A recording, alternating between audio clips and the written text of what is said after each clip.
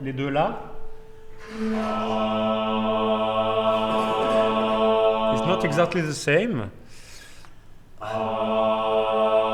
Merci. Mi. Do. Deux. Un.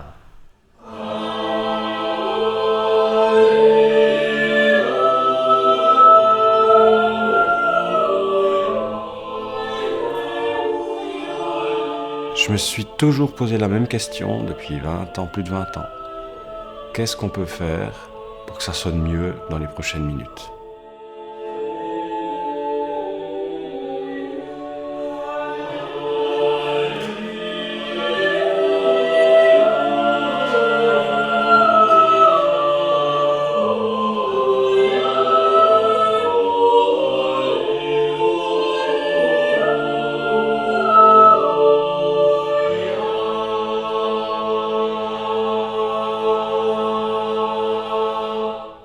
Merci. Très bien. Ça sonne déjà pas mal du tout.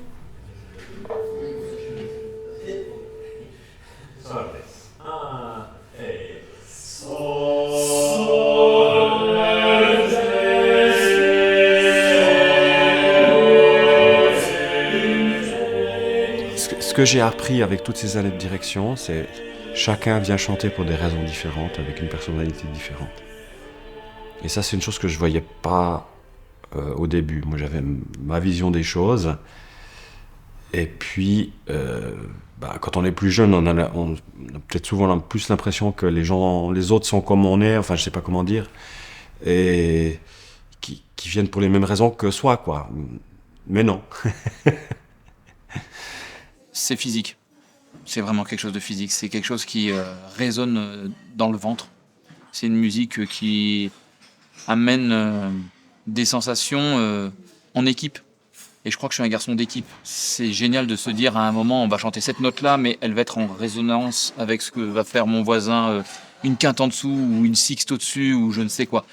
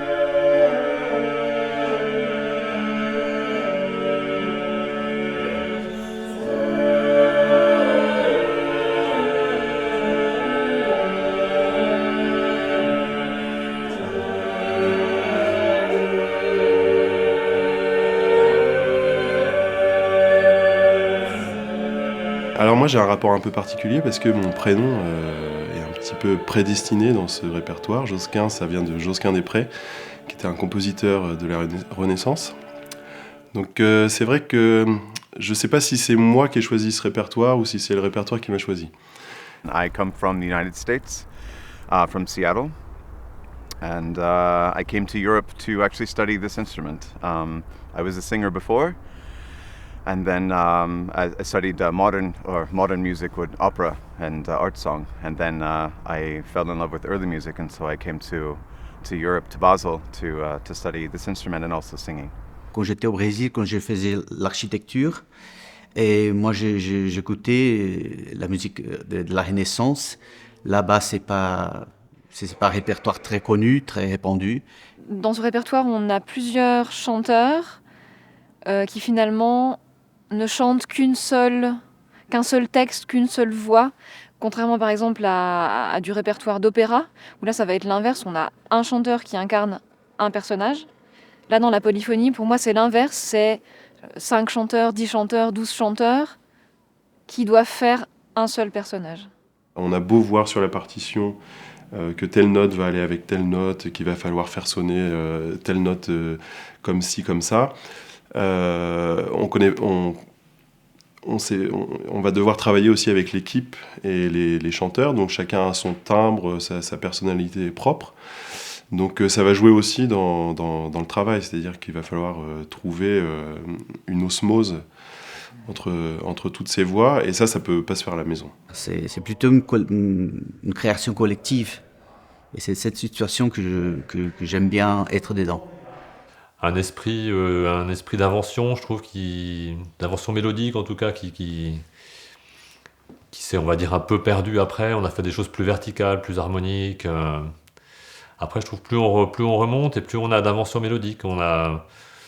C'est comme la puissance des instruments modernes, par exemple. On gagne en puissance et en homogénéité, et on perd en qualité de couleur.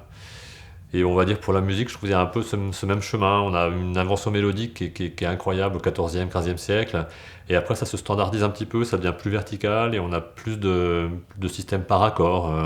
On a, dans une temporalité assez longue, avec parfois des notes, même physiquement très longues, une espèce de temporalité comme ça très tranquille et très extatique, dans laquelle se développent plein de choses. C'est un peu comme une montre dans laquelle on a la grande aiguille qui va lentement, on a une aiguille des minutes qui va un peu plus vite et l'aiguille des secondes qui... Voilà. Mais tout ça est proportionné et c'est une espèce de monde comme ça, presque giratoire, un peu stellaire, qui est très très beau, enfin que j'affectionne beaucoup.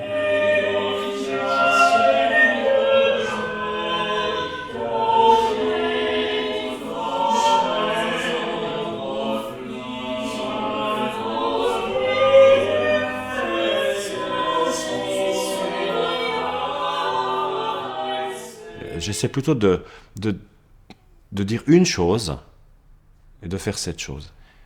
Mais dans l'idée qu'au travers de cette chose-là, d'autres choses se résolvent. Ah,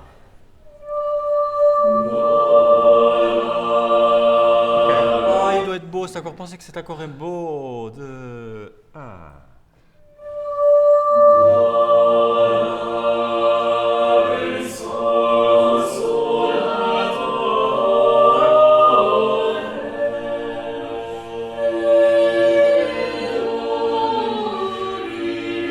Après, j'ai un défaut. Alors là, je le concède. Quand c'est pas tout à fait juste et que je l'entends, j'arrive pas à ne continuer. Et là, je corrige. J'essaie de corriger ça. Peut-être que je passe trop de temps à ça. Mais c'est une musique où si c'est pas tout à fait juste, c'est pas beau.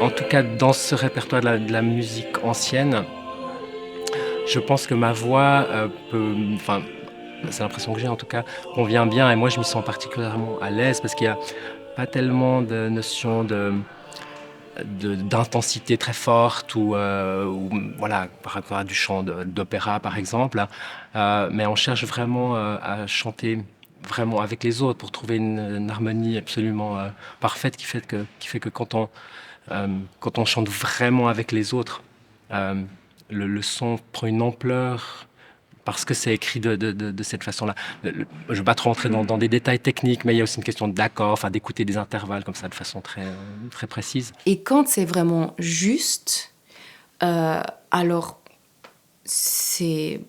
Voilà, on pourrait y rester la vie entière. C'est parce que justement, ça fait des moments un peu hors temps où on est juste dans la musique. C'est elle qui prend toute la place. Et nous, on peut... Oui, on produit, mais on peut s'effacer parce que c'est elle tout d'un coup qui est là. Voilà.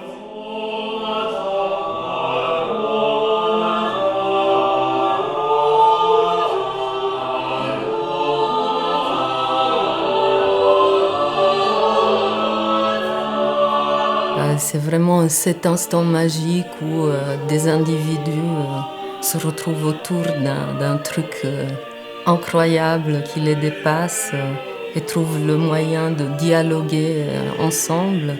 Et pour moi, ce miracle tient qu'à ce rappel avec la transcendance. Enfin, on arrive à se dépasser en tant qu'individu parce qu'on cherche quelque chose d'un petit peu supérieur. Après, je ne sais pas comment il s'appelle ce truc, mais pour moi, c'est ça qui me transporte. Quand j'ai l'impression d'avoir devant moi un truc merveilleux qui marche tout seul, quoi. Enfin, un son incroyable où les accords s'empilent de façon parfaitement juste, où ça remplit l'espace, où on est bien avec tout ça. Je me souviens d'un moment incroyable. Et puis j'avais ça devant moi, puis je me disais, mais c'est pas possible, c'est pas possible, c'est incroyable, c'est pas possible. Et j'ai presque les larmes aux yeux, puis un sentiment de bonheur comme j'ai rarement vécu, quoi. Ça a duré, je sais pas, 2 minutes, mais j'étais là avec les chanteurs, je me dis, mais comment c'est possible que ça soit si beau, quoi. Et ben, quand c'est comme ça, c'est magnifique. Mais c'est pas tout le temps comme ça. 3 et... Ok. Le la.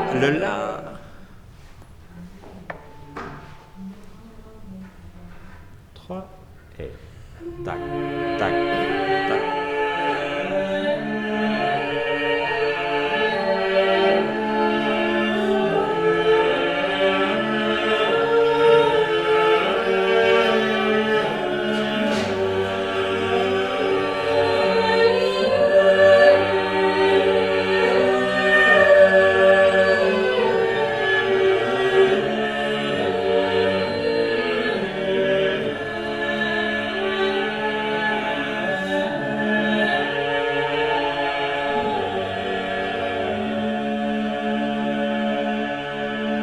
Magnifique.